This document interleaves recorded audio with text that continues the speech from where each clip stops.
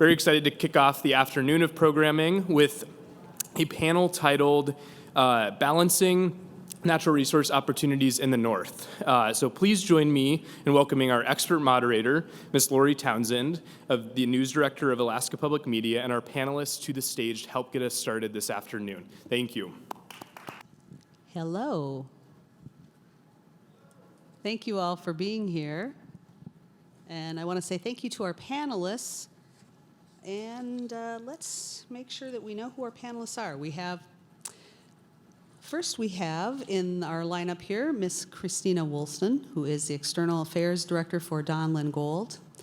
We also have Miss Ivy Sponholz, who is the State Director of the Nature Conservancy in Alaska. We have next to her the Honorable Tara Sweeney, who is the former Assistant Secretary of Indian Affairs for the U.S. Department of Interior and the President and CEO of TAC 71. And we also have Mr. Brett Watson, who is Assistant Professor of Applied and Natural Resource Economies.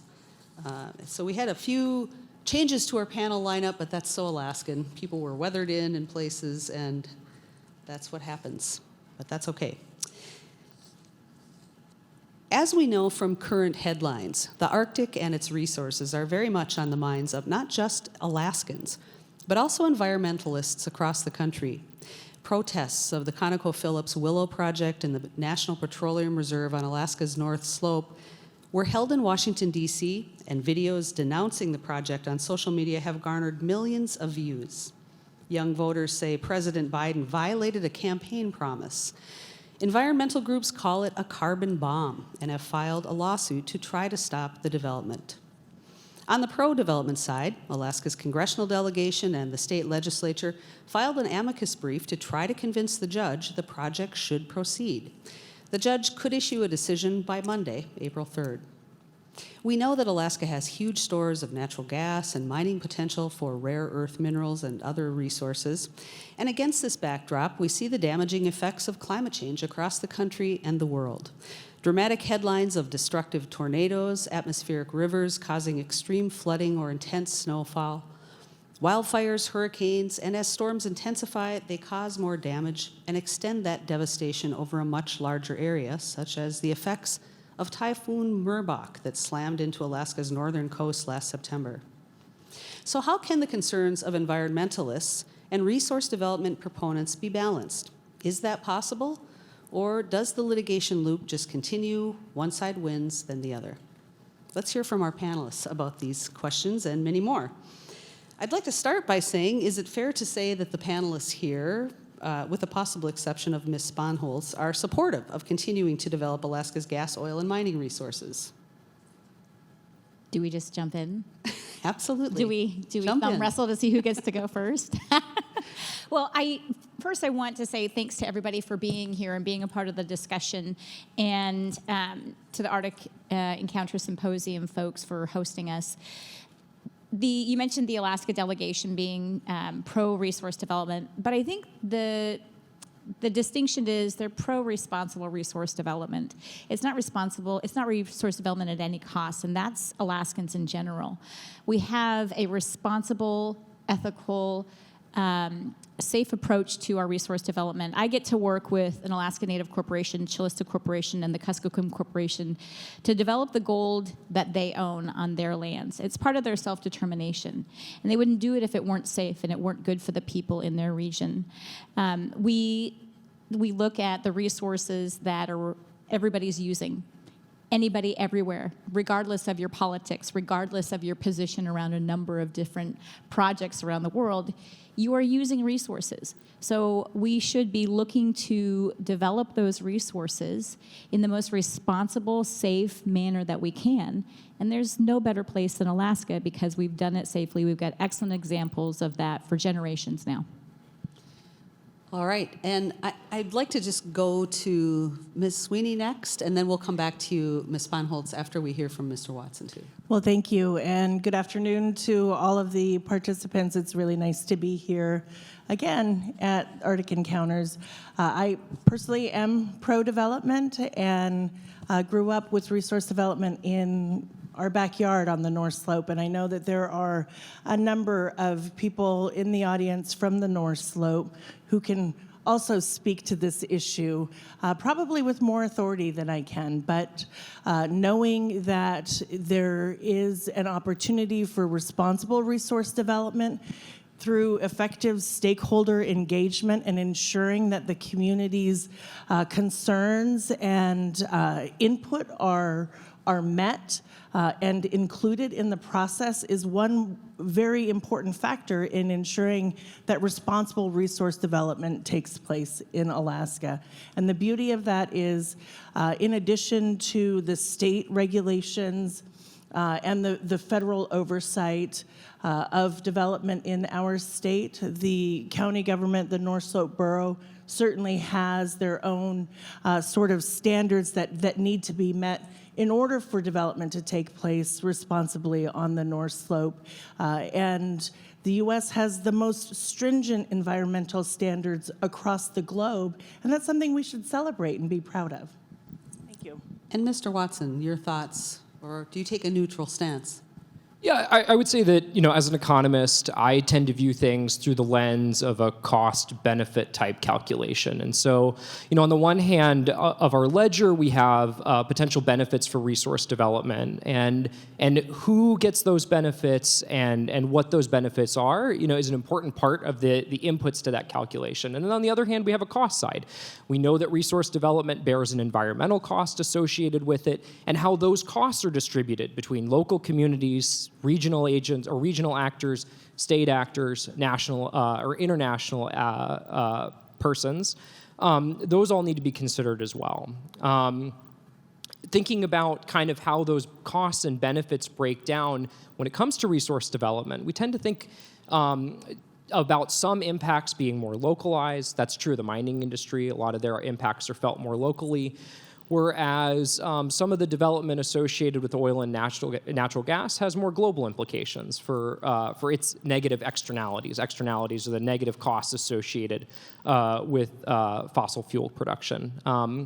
And so, it's not necessarily that I'm pro or anti-resource development, but I apply kind of this cost-benefit framework when I think about it. And in the hallway of other economists in the office that I work in, I tend to be kind of on the pro-development side of those folks. And then when I walk into rooms with industry folks, I tend to be maybe the least pro-development in that room. So I guess it depends on what room I'm sitting into.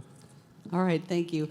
And Ms. Sponholz, as a former state lawmaker and now the state director of the Nature Conservancy, how do you see both the need for economic development in our state balancing with the need for environmental protection?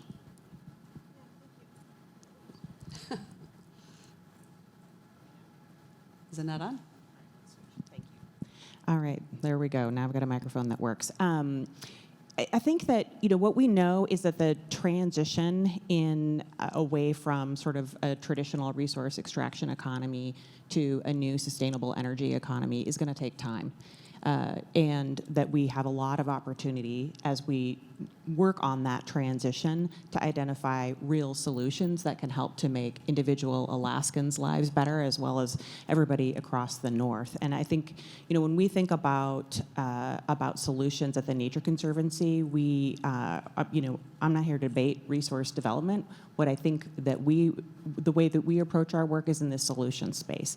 And we have a lot of opportunity, I think, in the solution space to work on transitioning, creating new economic opportunities for Alaskans and for people throughout the North. And this is pretty important for the global North because, and for the Arctic in particular, because we're experiencing warming in the northern parts of the world at 4 times the rate of the globe as a whole. And the impacts of climate change are really disproportionately impacting coastal, rural, and indigenous communities throughout the North. And so as we think about some of the solutions, we're really focused in on trying to accelerate the transition towards renewables. And in the state of Alaska, we've had some pretty exciting, outcomes in recent years.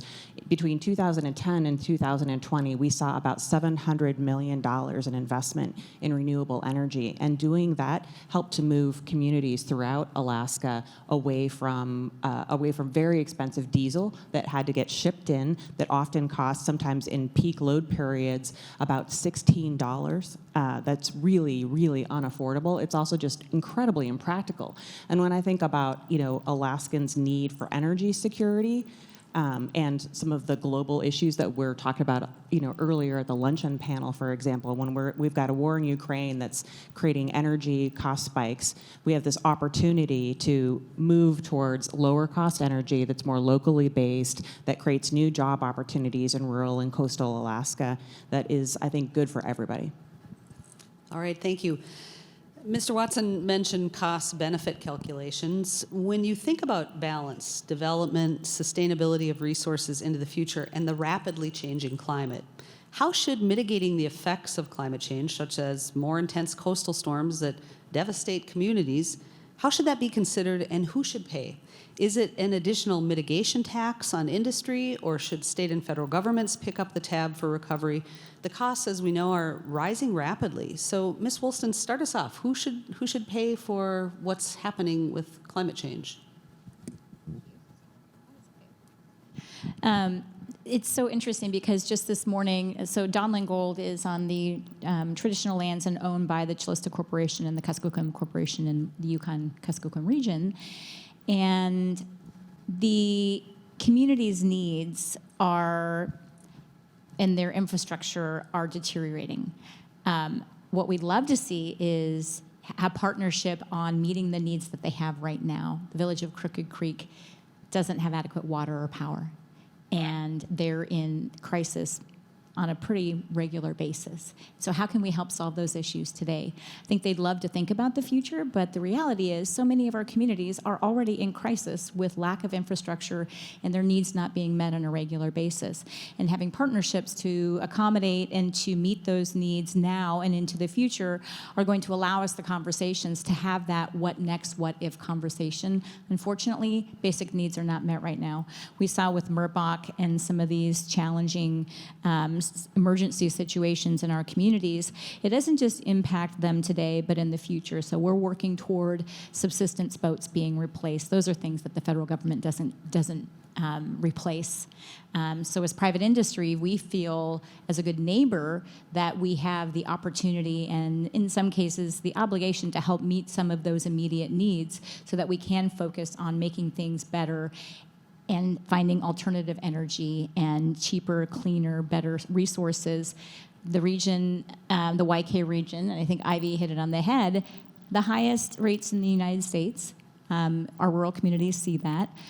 People rely on wood stoves, diesel. Our project would bring a natural gas line to the region and transform their energy opportunities in a way that is really difficult for many people to understand the limitations of trying to think about and dream about the future when you can't have some of those needs met right now. All right, other panelists? Ms. Sweeney, you want to comment on who pays for the cost of the destruction of a changing climate?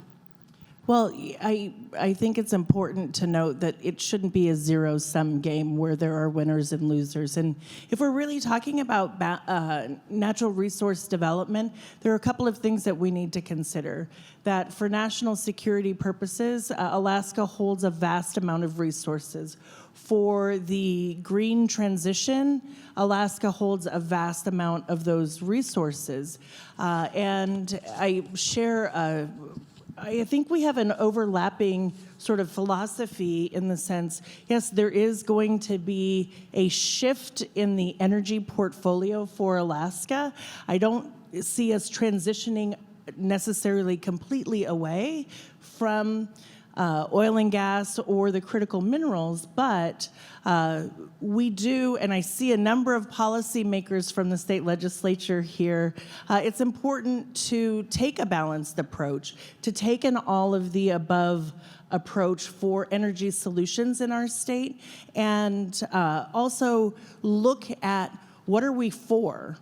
What sort of policies are we promoting to help Alaska's economy? And what are we doing to attract those types of investments into our state? And to ensure that the needs of our very remote and local communities are met, the challenges of living in remote northern and or actually just rural Alaska in general, where the state has challenges, we need to continue to promote better fiscal policies so that we can, in fact, develop our resources responsibly, at the same time working with industry and local communities to ensure that those needs are met, and for our policymakers to lead these discussions. And that's something that I know that you're very familiar with. Ms. Sponholz. Yes, thank you. Should there be a mitigation tax? Well, I don't think I'm going to swing at that ball, Lori. I appreciate the opportunity, but I think that what I want to focus in on is the fact that we have some really important solutions that are ahead of us that create opportunities for accelerating the transition. Because as Tara said, we're not going to be able to move right away, that I referenced earlier, we're going to be able to move right away off of oil and natural gas. Like, it's just physically not possible. And so we need to start working on what does the transition look like? Let's start planning so that we can accelerate the transition and make sure that we're getting power and energy to rural communities that really need it most. And at the Nature Conservancy, we really do believe that we need to try to get renewable energy in the homes and communities of as many Alaskans as absolutely possible. And also that not only will that save them individually money, it will save their communities money, but it will also create new exciting job opportunities. So this isn't like a gloom and doom scenario. We have a lot of opportunities for new jobs and a new economy that are very exciting for us. I think it's also really important that as conservationists, we understand that we have to we can't sort of use old school colonial conservation where we put a glass dome over it. People need to be able to provide for their families. They have to be able to heat their homes. They have to be able to feed their families. And so we have to make sure that we are working on a transition that is just, that is equitable. I think, the Infrastructure Investment and Jobs Act has a bunch of opportunities for federal funding that are going to be pumping through the entire country over, the next decade that are very exciting, that can help us to achieve some of that. The Justice 40 initiative on the Biden administration to make sure that there is an equitable lens being considered when looking at what transition looks like is really important. I also want to call out that there are other solutions that can help to move us forward in some exciting ways that also create job opportunities and opportunities to produce economic value for regions. And those include things like carbon tax mechanisms. And the Governor Dunleavy has introduced legislation that would create both biologic and geologic sequestration opportunities that would produce new economic value. And in the state of Alaska, Alaska Native corporations have been doing this work for a very long time. There's been some cutting edge work that has been done in this space. Village corporations, regional corporations are doing this work. And the Nature Conservancy really wants to make sure that when we're doing that work, we're actually, we're being constructive. We're not greenwashing. We're not, just putting lipstick on a sow. But in fact, we're actually solving a problem. And I do love lipstick, Christine, as you know. But we really want to make sure that solutions that we're advancing are creating what's called additionality, that we're actually sequestering additional carbon. But at the Nature Conservancy, we believe that about 1/3 of our global goal of mitigating 3 gigatons of carbon can be addressed with natural climate solutions, like making sure that we have good land use practices in the state of Alaska so that we're actually sinking more carbon in our natural ecosystems, which is also really great for local communities where they want to go and harvest berries, right, over time. So. And I want to move into, did you want to follow I up would just quickly? like to very quickly say that much of the infrastructure our rural communities enjoy today is because industry has placed it there and put it there. So I got to work on a fiber optic project in the North American Arctic here in Alaska, and it was because the fiber was connected from Fairbanks to the North Slope and a jumping point for these other rural communities that otherwise probably wouldn't have had the opportunity to have fiber except for the massive amounts of public funding coming our way shortly. So I think it's important to recognize that industry has been an excellent partner over the decades in Alaska in bringing critical infrastructure to communities and continues to do so when you look at the Donlin Gold project, the potential to bring a gas line and 220 megawatt power plant to the region. Those those are big pieces of meeting the needs of our communities that private industry pays for. All right, thank you. I want to move into, we've got about 8 minutes or so left, and then I'll let people know if they'd like to submit questions. They can. We might get to some of those yet today as well. Mr. Watson, renewable technology requires rare earth minerals. Electric cars need a lot more than conventional vehicles. Talk about the growth and need for these elements, and what is the potential for not only mining them in Alaska, but is there potential for developing those in some more finished fashion so that we can see other industries spring up around these things here? Yeah, we had a nice breakout session this morning on critical material potential in the Arctic, and so certainly we addressed some of those issues in that session. Maybe some folks were in attendance. But to your point, that's exactly right, that demand growth for a number of materials is projected to triple or quadruple just in the next decade. If you look at the electric vehicle targets, for example, that are embedded in the U.S. Inflation Reduction Act, that's going to place massive new demand on minerals like cobalt, graphite, manganese, nickel, and lithium, which are all used in electric vehicle rechargeable batteries. Again, those are materials that we haven't really used in significant quantities historically, but we're planning massive deployment over the next decade of electric vehicles, and that's going to place a lot of demand on those material requirements. And even if eventually we move toward closed-loop supply chains where we were able to recycle a lot of those materials on the back end, we've got to be able to supply them on the front end. We've got to be able to build the stock of materials in the economy so that we can start to recirculate it through. And so the first step of that is to mine ore. Alaska and the Arctic both have potential to mine some of these materials. ICER just released a report last year about Alaska's potential to mine both critical materials and kind of more conventional materials as well. The potential here is significant, as many people would suspect. Potential across the Arctic is significant. But those are rocks in place. In order to get to an operating project, it requires an incredible amount of time and investment to the project. Christina probably knows better than I do, but Donlin Gold has been exploring that site for the better part of 2-3 decades, and is still probably a decade or so away from the time when ore will start to come out of that project. And that would be an aggressive timeline. And so even if we started, aggressively moving toward development of these projects today, we're still quite a ways off before we can get to them. And so, it requires an incredible amount of time, money, attention, and investment. But certainly the potential's here. Ms. Sweeney. Lori, I think the Greenland delegation, as they attend various Arctic conferences, have really made the impression nothing about us without us.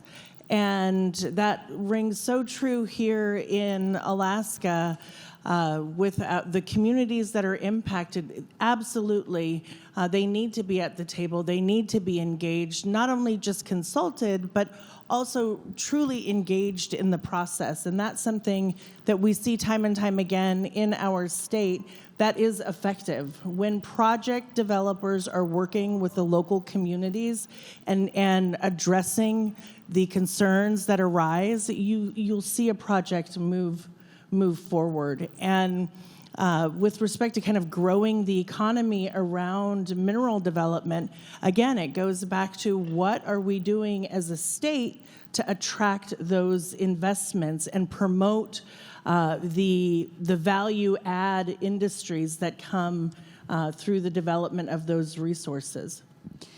This was mentioned a few minutes ago, the idea of carbon sequestration. Governor Dunleavy wants to grow revenue by taking state acreage out of logging consideration, setting aside forest land for carbon sequestration to sell carbon credits.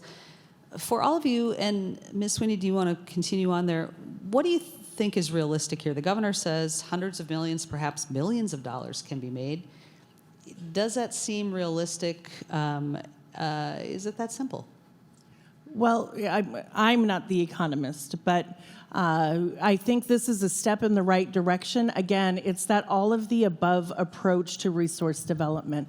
We need to be able to balance our needs for development with the need to continue to engage in climate solutions. And the governor's 2 pieces of legislation are certainly a step in a very positive direction.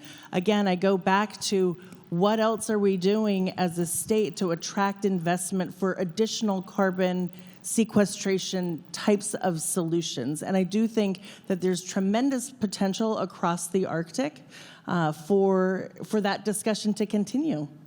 All right, and hang on just a second, Ms. Sponholz, and then Mr. Watson, I want to hear from you too about this sequestration plan. But I want to let folks know that if you want to ask a question, you can open the guidebook app that hopefully you've already been told about and you know how to download or have already downloaded.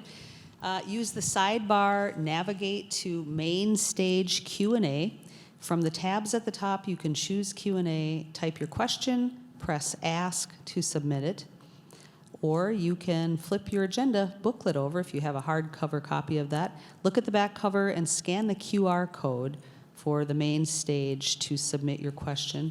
And we'll give a few minutes for questions to come in, but let's continue this discussion now about carbon sequestration. Ms. Sponholz and then Mr. Watson. Having mic issues today. So, I think I'm very excited about the fact that the governor introduced this carbon sequestration legislation. This is something that, as I mentioned earlier, has been being done in Alaska for quite some time already. There are some very successful carbon credit projects. It does require a little bit of a runway to get to a good carbon credit project. We're probably not going to generate $1 billion next year. That's probably just not realistic. The average carbon credit project takes about 3 to 6 years to get online, and you have to do some baseline science to kind of understand how much carbon is already in that landscape, and then what is it that you're going to do to create what we would call additionality. Are we going to improve our land management practices? Are we going to change our fire management practices? A bunch of the carbon in Alaska is, we have carbon down in southeast Alaska, in the Tongass National Forest, which is an area where there's already been some carbon credit work, and through improved land management practices, we could actually increase the potential carbon credit value of the landscape there. But as you move north, a lot of the carbon is actually in the land, and so a lot of the interior Alaska, it's actually in peat, which is really interesting. It was something that was new to me that I didn't understand, and so we have to think about what the implications of that are for those practices. So are we going to change our fire management practices so that we can make sure that we can increase the additionality, I guess, of those projects over the long term? And then as you go further north, a lot of carbon is subsurface, and we have the opportunity. There's been some carbon credit projects that have already been done in some subsurface resources. Chugach did a coal carbon project a few years ago, and they used the revenue from that to invest in cultural programs as well as producing economic value for their shareholders. But that's a whole series of choices that every community needs to make for itself. Every organization needs to make it for itself. But in the state of Alaska, I think it's really important that there is a lot